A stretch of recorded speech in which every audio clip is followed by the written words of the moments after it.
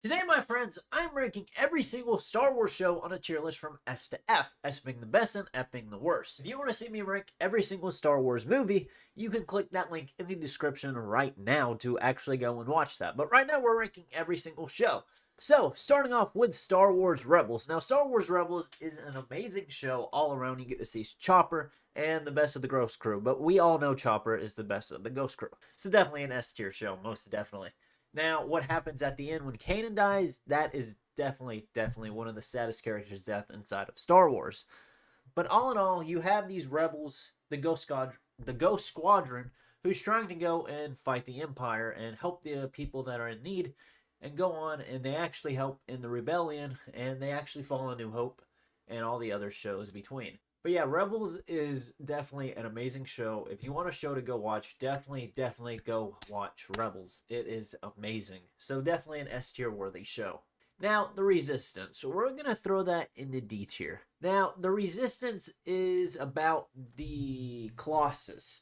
If you've never seen it, I've seen it twice, and I'll tell you what it's about. It's about this guy whose name is Kazuto Xiono, and Kazuto Xiono is a spy for the Resistance, and he goes on this little platform called the Colossus, which is a fueling station for which will become the First Order fueling station.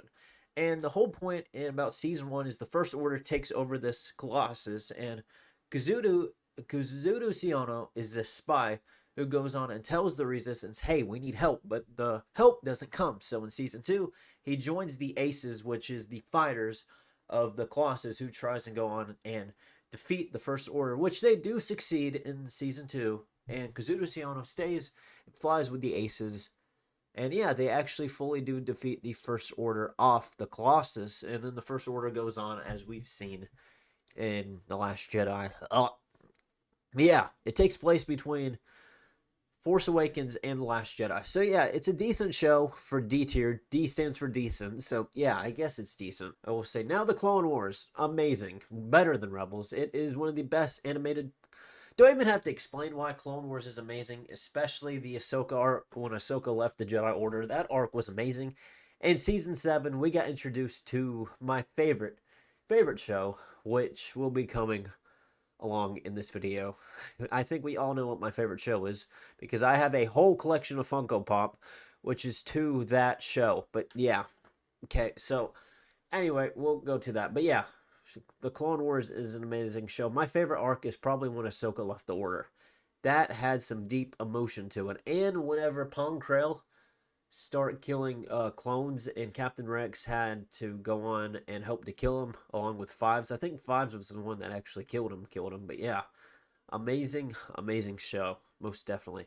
Now, Visions I've never seen because I don't like that animation style, but we'll put it in C tier. Yeah, I think C tier is definitely good. Now, The Mandalorian.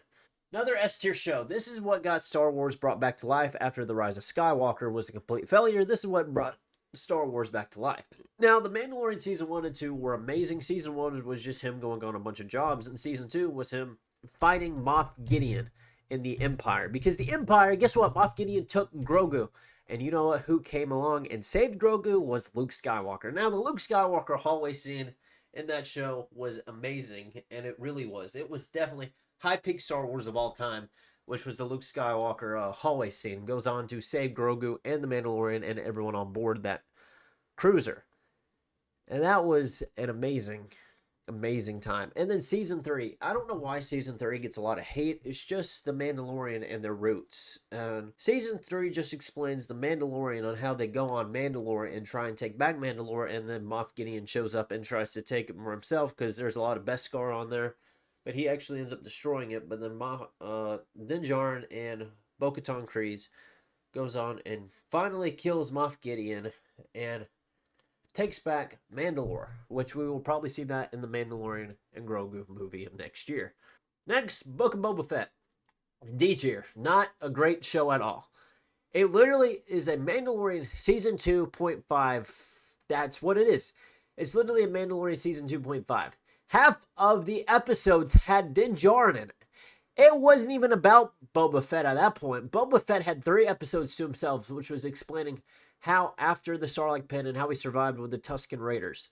But no, 4 of the 7 episodes were about Din Djarin because they had no original idea who to put in. So guess what? They throw in Din Djarin, which was probably their best idea to save the Book of Boba Fett, because without Din Djarin, it went to complete failure. So yeah, D tier. Next is Kenobi. Yeah, I think B tier is definitely a good opportunity for a Kenobi.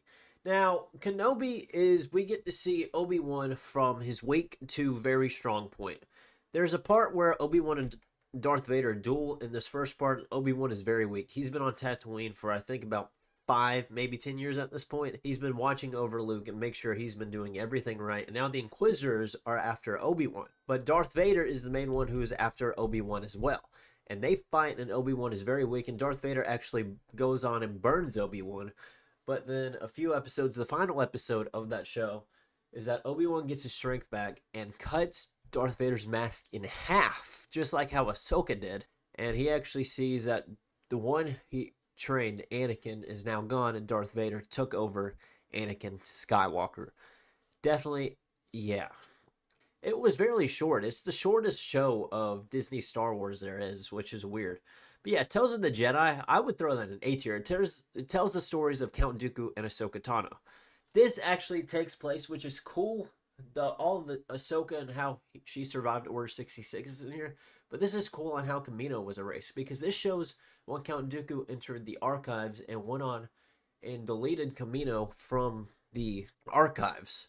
So it actually goes into the Phantom Menace and Attack of the Clones, and why Obi-Wan couldn't find Kamino, because Count Dooku, or Darth Tyrannus at this point, went on and actually cleared Kamino from the archives. So yeah.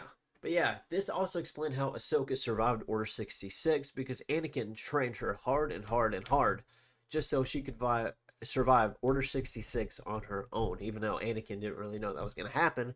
But when it did, Ahsoka was ready, and she was well ready for it. Next, we have Ahsoka. Speaking of Ahsoka, I love this show, because this brought back the Star Wars duels we all wanted. This brought back the duels we all wanted. Now, I love this show, but there is an episode of mine that we all know, which is episode 5, which is The Fallen Jedi. This shows Ahsoka fighting her past, and also we saw a live-action Clone Wars, which was sick. We saw a live-action Captain Rex, which was amazing. That was very, very cool. We have never seen a live-action Captain Rex, and that was cool. The 501st being in live-action, that was amazing. And then Hayden Christensen came back to play Anakin in this season. And then Season 2 apparently is going to have an all-out war with the Ghost Squadron and Thrawn. We got to see the return of Thrawn. All Ahsoka is basically a Season 5 of Rebels. I'm going to put it ahead of Mandalorian. But yeah, it's just Ahsoka is just a Season 5 of Rebels, because it continues on from Rebels and shows how Ahsoka trained Sabine. Then Ahsoka actually dies from Balin's skull, but then gets brought back to life after Anakin trains her in the World Between Worlds. So that was actually very cool as well. And now at the end, we see Thrawn return and Ezra return for an all-out war that is apparently going to happen in Season 2, which is going to be fairly awesome as well. Anyway, next, do I have to explain why it's my favorite show? I love The Bad Batch. I love The Bad Batch. Now look at my wallpaper. It is The Bad Batch. Look, it's The Bad Batch. I love The Bad Batch very, very much. Especially Season 2, Episode 16. Well, the final episode of Season 2 was very sad. We saw Tech die, which was... It made me cry every time I watched it. It's very, very sad whenever Tech dies in The Bad Batch. That's definitely the saddest character death. I know I said Kanan was, but Tech is definitely the saddest. I love The Bad Batch. It's S tier. I love it. I love it. I love it, love it, love it.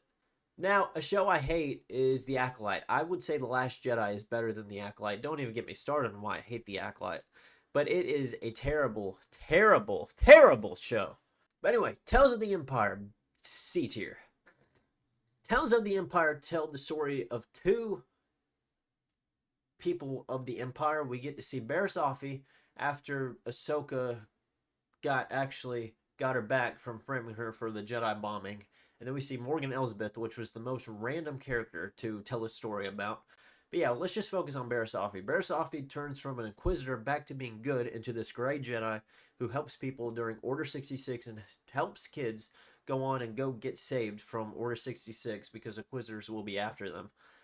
That's pretty much the whole thing of Tales of the Empire. It was weird. Okay, now Skeleton Crew. I love this show actually, so we'll go and put it in A tier. About these four kids who go on an adventure about at Adam, and then they go on an adventure because they can't find their home planet, and then they have this pirate with them who's secretly not a Jedi but has a lightsaber, who knows the ways of the Force, but ultimately just wants to find at Adam, which is these four kids' home, which I forgot the four kids' names, but you get what I'm trying to go on. They go on this whole adventure throughout the 8 episodes just trying to go back to their home planet, which is at Adam, even though at Adam is very secret and is this old republic. At this point in the story, this is still a part of the High Republic era, which is at Adam. They have no clue about the Empire that has fallen at this point, about the New Republic, which goes on and actually saves at Adam from this pirate. Whenever they find their home planet, the pirate trust takes over and brings all these other pirates with them because at Adam is full of gold.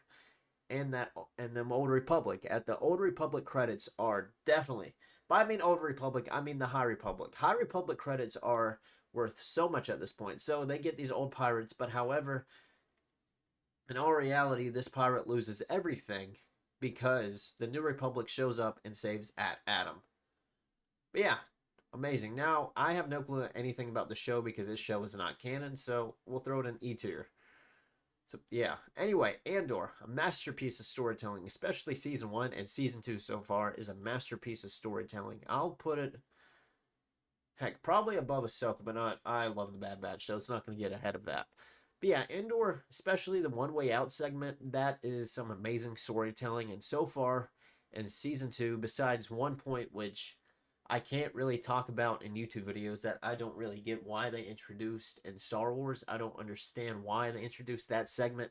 Probably a lot of people understand that segment when I'm talking about in Season 2, and I think it was the final episode with Banks.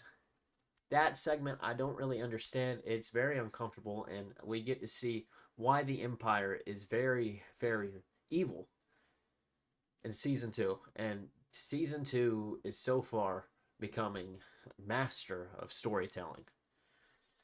But yeah, now finally we have the Tales of the Underworld, which has not been at all, which just sounds amazing because we get to see the stories of Asajj Ventress and Cad Bane, but we have no clue, so I can't really judge that right now. But anyway, there's my tier list of every Star Wars show so far. So yeah, bye!